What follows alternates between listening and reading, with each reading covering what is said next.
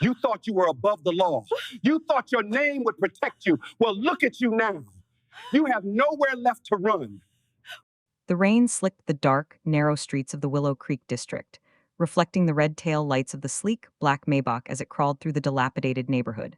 Inside the cavernous, leather-scented cabin of the vehicle, Alastair Vance sat in absolute silence. He was 36 years old, the billionaire founder of a global logistics empire, and a man who possessed everything money could buy. He wore a bespoke charcoal suit, a platinum watch that cost more than the homes passing outside his window, and an expression of profound, unyielding emptiness. "We are approaching the destination, Mr. Vance," his driver, Silas, announced quietly from the front seat. "The old property is just around the bend." Alastair did not reply. He merely nodded, his jaw clenching. He was returning to a place he had sworn never to see again. 7 years ago, Alastair had lived in a small, modest craftsman house in this exact neighborhood. He had been a struggling software developer with a mountain of debt, but he had been unimaginably happy. He had been married to Alara. Alara, with her messy auburn hair, her flower-dusted aprons, and her warm, infectious laugh. They had spent their evenings dreaming of the future on the porch of that rundown house. But 7 years ago, those dreams were incinerated. The police had arrived at Alastair's office on a cold Tuesday morning. They told him Alara's car had skidded off the coastal highway, plummeting into the rocky ravine below before bursting into flames. The fire had been so intense that dental records were required for identification. Alastair's world had ended that day. He locked the doors of their Willow Creek house, handed the deed over to a holding company, and buried himself in his work. He became ruthless, ambitious, and incredibly wealthy. Now, his corporate development team was buying up the entire Willow Creek district to demolish it and build a massive new tech campus. Alastair only needed to sign the final authorization to bulldoze his old home. He had come today to take one last look, to finally close the door on his past. "Pull over here, Silas," Alastair commanded softly.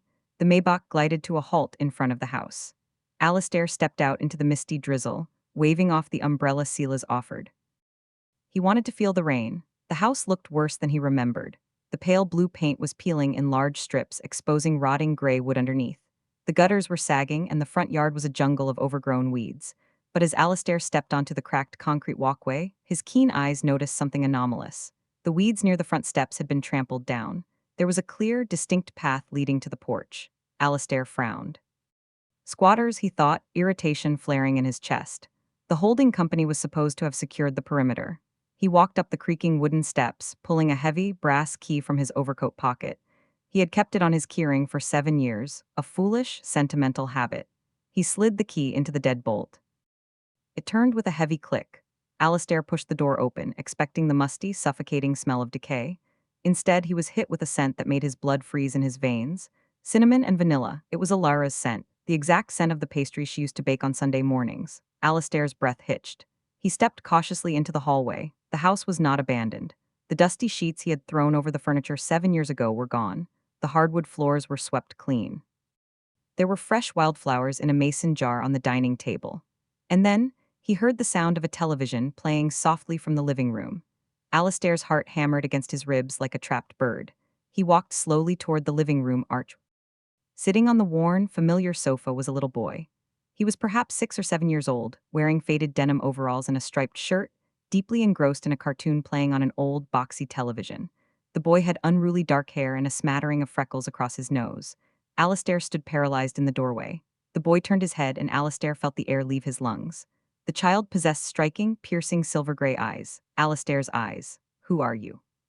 The little boy asked, his voice innocent and unafraid. He clutched a worn stuffed bear to his chest. "Are you the landlord?"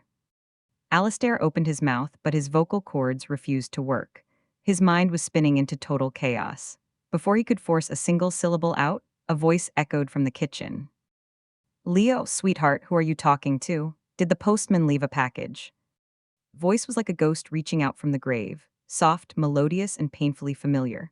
Footsteps padded across the kitchen linoleum. A woman walked into the hallway, wiping her wet hands on a dish towel. Alastair turned his head. The woman stopped dead in her tracks. The dish towel slipped from her trembling fingers, landing softly on the floor. Her face drained of all color, leaving her looking like polished marble. Her wide, terrified eyes met Alastair's. It was Alara. She looked older. There were faint lines of exhaustion around her eyes, and she was thinner than he remembered. dressed in a faded cardigan and worn jeans. But it was undeniably, impossibly her. Alistair, she whispered, her voice cracking under the weight of 1,000 unshed tears. Alara, Alistair breathed, taking a staggering step forward. His mind rejected the reality before him. You're dead, I buried you, I stood at your grave. Mommy? Leo asked, slipping off the sofa and running to Alara's side, gripping her pant leg. Who is this man? Is he going to hurt us? Alara instinctively dropped to one knee, wrapping her arms protectively around the boy, shielding him from Alistair. The maternal, fiercely defensive gesture sent a shockwave of realization through Alistair's mind. Leo, go upstairs, Alara said, her voice shaking with panic. Go to your room and close the door, baby. Now. But Mommy. Now, Leo, she shouted. The boy flinched, gave Alistair a terrified glance, and scrambled up the creaking wooden staircase. Alistair stood in the center of the room, his expensive suit dripping rainwater onto the clean floor. He looked at the woman he had mourned for over 2,000 days. He felt a violent mixture of profound relief, sheer terror, and boiling rage. You're alive, Alistair said, his voice dropping to a dangerous, vibrating baritone. You're alive, and you've been living in our old house. And that boy. He has my eyes. Alara backed away from him until her spine hit the hallway wall. She was hyperventilating. You shouldn't be here, Alistair. You have to leave. If she finds out you're here, she'll kill us. Alistair frowned, taking another step forward. If who finds out? Alara, what the hell is going on? The police told me you burned in that car. I spent 7 years wishing I was dead because I couldn't save you. And you're hiding in my house. It's the only place she wouldn't look. Alara cried, tears finally spilling over her cheeks. The property was locked in an industrial trust. It was slated to sit empty for a decade. It was the only place I knew we would be safe from your mother. Alistair stopped. The name hit him like a physical blow. My mother.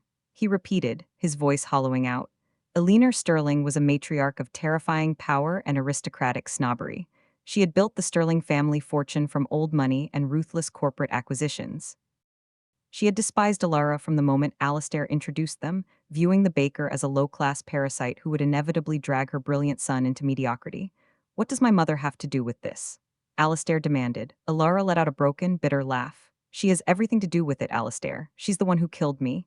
Alistair shook his head in denial. That makes no sense. Explain it to me, right now.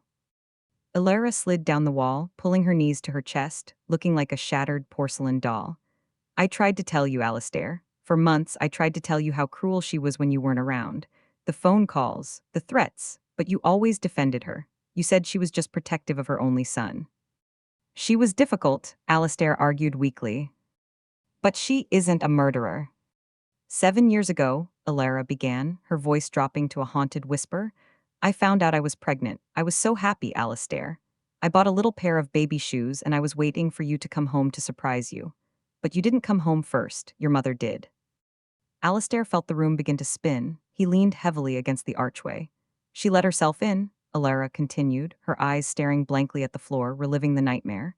She had a briefcase. She opened it on our kitchen table. It was filled with bundles of cash, $500,000. She told me to take it, to pack my bags, and to disappear forever. Why didn't you call me? Alistair asked desperately. I tried. Alara shouted, looking up at him with fierce, tear-filled eyes. I reached for my phone, but the 2 men who came with her grabbed me. They were massive, terrifying men. They smashed my phone on the floor. Your mother looked at my stomach. She knew, Alistair. She had hired private investigators to track my medical records. She knew I was pregnant. Alistair felt bile rise in his throat.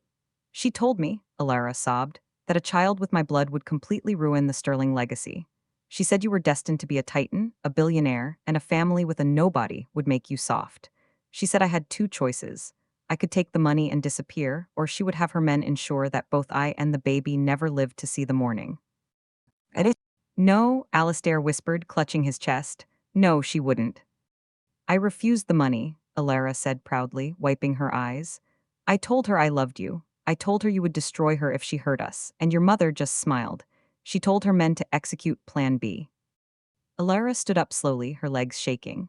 They dragged me out the back door. They forced me into a black van. They drove me to the coastal cliffs. They had already stolen my car. I watched them place a dead woman, a Jane Doe they had purchased from some corrupt morgue, into the driver's seat of my car. They put my wedding ring on her finger. They put my purse in the passenger seat. And then they pushed my car off the cliff. Alistair dropped to his knees. The sheer, overwhelming horror of the revelation crushed him. The funeral, the ashes, the ring he had kept in a glass box on his desk for 7 years. It was all a meticulously crafted, sociopathic lie. They drove me to a bus station 3 towns over, Alara whispered. The leader of the men handed me an envelope with $5,000 and a fake ID. He told me that if I ever tried to contact you, if I ever showed my face in this state again, they would find me and they would cut my baby out of me. And they promised me that your mother had the local police chief on her payroll, so reporting it would just be signing my own death warrant. Alistair stared at the floor, his vision blurring with tears of absolute rage. So you hid. I took buses across the country, Alara said. I lived in cash-only motels in the Midwest. I gave birth to Leo in a charity clinic under a fake name. But 3 years ago, the money ran out. I was terrified. I realized that the safest place in the world was the one place your mother thought was permanently abandoned. I broke back into this house. We've been living like ghosts ever since. No electricity. No running water except from the rain barrels. I take in cash-only sewing work to buy groceries. Alistair looked up at the woman who had endured unimaginable suffering simply to protect his child. He saw the resilience, the sheer maternal strength that had kept her alive. And then, a dark, violent inferno ignited in his chest. Alara, Alistair said, his voice devoid of all warmth, replaced by the lethal, calculated tone of a billionaire who destroyed rival corporations for sport. Where is Leo right now? He's upstairs, she whimpered. Alistair, please, don't be angry with him, he doesn't know. Alistair slowly got to his feet. He took off his expensive, rain-soaked overcoat and draped it gently over Alara's trembling shoulders. He pulled her into his arms. For a moment she resisted, stiff and terrified, but as the familiar warmth of his embrace enveloped her, she broke down, burying her face in his chest, sobbing uncontrollably. I'm not angry with him, Alistair whispered, kissing the top of her head. And I'm not angry with you. You saved my son. You are the strongest person I have ever known. He pulled back, cupping her face in his hands, wiping away her tears with his thumbs. But I promise you, Alistair said, his silver eyes flashing with a predatory darkness, my mother's going to beg for mercy by the time the sun rises, and I am not going to give her any. Alistair did not go immediately to his mother's lavish estate. He was a tactician. He knew that confronting Eleanor Sterling without ironclad proof would allow her to use her immense wealth and legal teams to spin the narrative, perhaps even having Alara arrested for faking her death. He needed evidence. Leaving Silas, his hulking, ex-military driver, at the house to protect Alara and Leo, Alistair drove a secondary car to the outskirts of the city. He pulled up to a secluded, high-end cabin nestled in the redwood forests. It was the residence of Elias Sterling, Alistair's father. Elias had divorced Eleanor 5 years ago, unable to stomach her increasing cruelty and endless manipulation. Elias was a quiet, meticulous man who had served as the chief financial officer of the Sterling Empire before his retirement. Alistair pounded on the heavy wooden door. A moment later, Elias opened it, looking surprised in his reading glasses and thick sweater. Alistair, it's past midnight. What's wrong? Alara is alive, Alistair said bluntly, stepping past his father into the warm, fire-lit cabin. Elias froze, the door still half open. Son, what are you talking about? Have you been drinking? Alistair turned to face his father, his expression deadly serious. He relayed the entire horrifying story. He watched the color drain from his father's face, replaced by a look of profound, sickening realization. My God, Elias whispered, sinking into a leather armchair. I knew Eleanor was ruthless in business. I knew she was a snob. But to orchestrate a murder, to threaten a pregnant woman. I need proof, Dad, Alistair demanded, leaning over Elias. Eleanor wouldn't have done the dirty work herself. She hired professionals. Alara said they were organized, heavily armed. My mother had to pay them. You were the CFO at the time. You oversaw her private accounts. Tell me you noticed something. Elias rubbed his temples, his mind racing back 7 years. Eleanor always kept discretionary funds, slush funds for political lobbying and fixers. But he stood up suddenly, his eyes widening. Wait here. Elias rushed into his private study. Alistair followed closely. The room was lined with heavy filing cabinets. When I divorced your mother, Elias explained, furiously spinning the combination dial on a heavy steel safe, I downloaded heavily encrypted backups of her private ledgers. I suspected she was hiding assets from the divorce settlement. I never analyzed the older files. He pulled out a heavy external hard drive and plugged it into his desktop computer. His fingers flew across the keyboard. 7 years ago, Elias muttered, narrowing the search parameters. October, the month of Alara's accident. Lines of financial data scrolled across the screen. Suddenly, Elias hit the spacebar, freezing the text. There, Elias said, pointing a trembling finger at the monitor. 2 days before Alara's car went off the cliff. A wire transfer of $500,000 from Elinar's personal offshore trust in the Caymans. Where did it go? Alistair asked, his voice tight. A shell company called Apex Solutions, Elias read. He quickly ran the company name through a public registry database. It dissolved 4 years ago, but the registered agent listed on the incorporation documents is a man named Dominic Vance.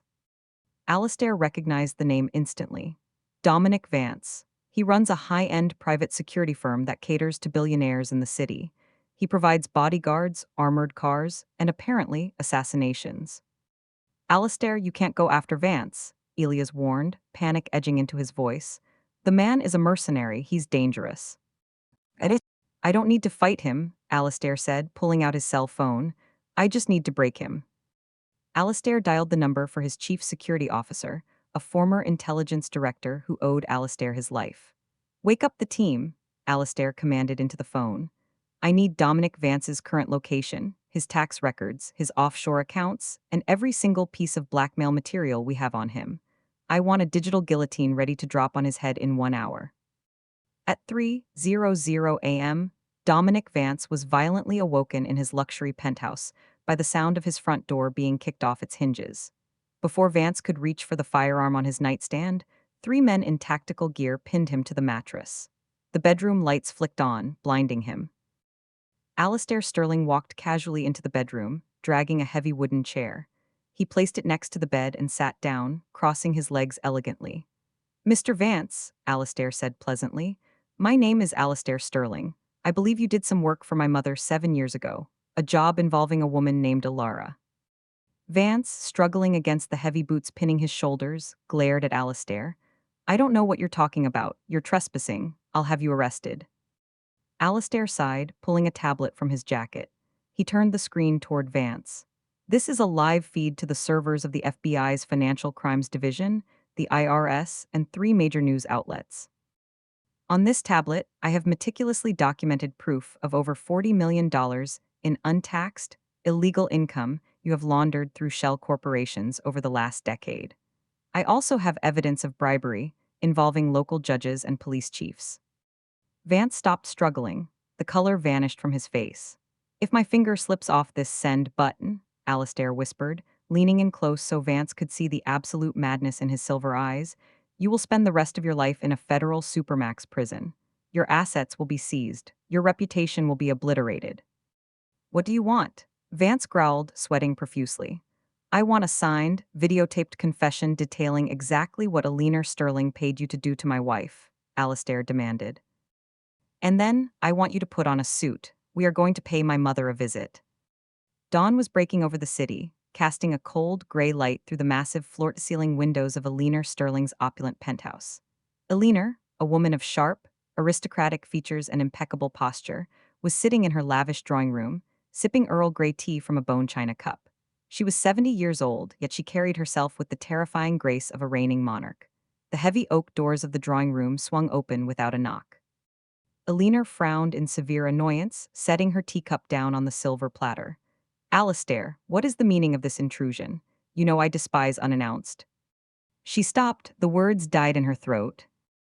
Alistair walked into the room, his face a mask of lethal fury. Behind him walked Elias, looking at his ex-wife with utter revulsion. But it was the 2 people who walked in next that caused Elinor's pristine composure to shatter into a million pieces. Dominic Vance walked in, looking bruised and utterly defeated. And behind him, holding Alistair's hand, was Alara. Elinor stood up so fast that her teacup rattled against the saucer. Her sharp eyes darted from Alara to Vance, her mind desperately trying to calculate the impossibility of the scene before her. Good morning, Mother, Alistair said, his voice echoing like a judge delivering a death sentence.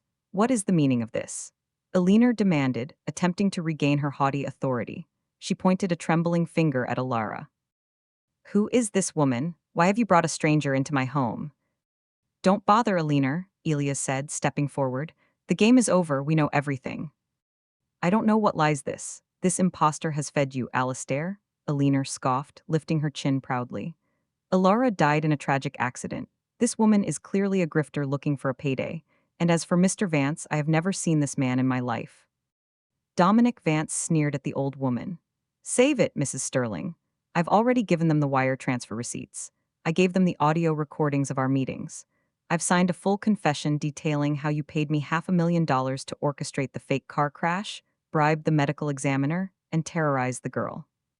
Elinor's facade finally cracked. She looked at Alistair, her eyes wide with sudden, genuine panic. Alistair, darling, you must listen to me. They are trying to extort us. You cannot believe the words of a criminal over your own mother. I don't just believe them, mother, Alistair said softly, stepping closer to her. I know they are telling the truth, because I looked into the eyes of a 7-year-old boy yesterday, a boy who has my exact face, a boy you tried to murder before he was even born. Alina flinched. She backed away until she bumped into a heavy mahogany console table. It was for your own good. She suddenly shrieked, the mask of the elegant aristocrat falling away to reveal the terrified, toxic elitist underneath. She was nothing. She was a nobody who baked bread for a living. You were destined to build an empire, Alistair. You could not be tied down by a peasant and a bastard child. That child is my son. Alistair roared, the sheer volume of his voice shaking the crystal chandelier above them. And that peasant is my wife. You stole 7 years of my life. You made me mourn a woman who was hiding in an abandoned house without running water just to keep my child safe from your madness. Alina raised her chin defiantly, though tears of fear were forming in her eyes. I protected the Sterling legacy. Without me pulling the strings, you never would have had the drive to become the billionaire you are today. You needed the grief to make you ruthless. You should be thanking me. Alistair stared at the woman who had given him life, realizing he felt absolutely nothing for her. No love, no pity, only a cold, clinical disgust. You are going to prison, Clara spoke up, her voice surprisingly strong. She stepped out from behind Alistair, looking the older woman dead in the eye. You thought I was weak because I didn't have money, but I survived you, and now you're going to pay for what you did. I am a Sterling, Alina spat venomously. I have armies of lawyers. No prosecutor in this city will touch me. I will tie this up in court for decades. You won't have to deal with the courts, Alina, Alistair said, reaching into his jacket. He pulled out a thick stack of legal documents and slammed them onto the glass coffee table. Because I am not going to let a public trial drag my wife and son through the mud. Alina frowned, looking down at the papers. What is this? This is an irrevocable transfer of assets, Alistair explained coldly. You currently hold a 20% stake in Sterling Innovations. You own multiple estates, and you sit on the board of 5 major charities. You are going to sign these papers, transferring every single share, every single property, and every single liquid asset you possess over to a trust fund in Leo's name. You are insane, Alina hissed. I will never sign away my wealth. If you don't sign it, Elias spoke up, his voice heavy with finality. Alistair will hand Vance's confession, the wire transfers, and the audio recordings over to the FBI. You will be arrested for conspiracy to commit murder, kidnapping, and wire fraud. You will spend the rest of your miserable life in a concrete cell, wearing an orange jumpsuit, surrounded by the exact, low-class people you despise so much. Alina's eyes darted frantically between Alistair, Elias, and the damning documents on the table. She was trapped. Her wealth, her legacy, her pristine reputation, all of it was being stripped away in an instant. Alistair, Alina pleaded, her voice breaking into a pathetic, desperate whine. Please, I am your mother. Sign the papers, Alina, Alistair commanded, completely devoid of empathy.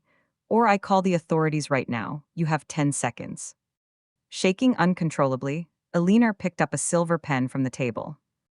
She wept bitter, angry tears as she signed her name on the dotted lines, systematically dismantling the empire she had committed unspeakable crimes to protect. Alistair snatched the papers the moment she finished. You are stripped of your power, Alistair said, looking down at the broken woman.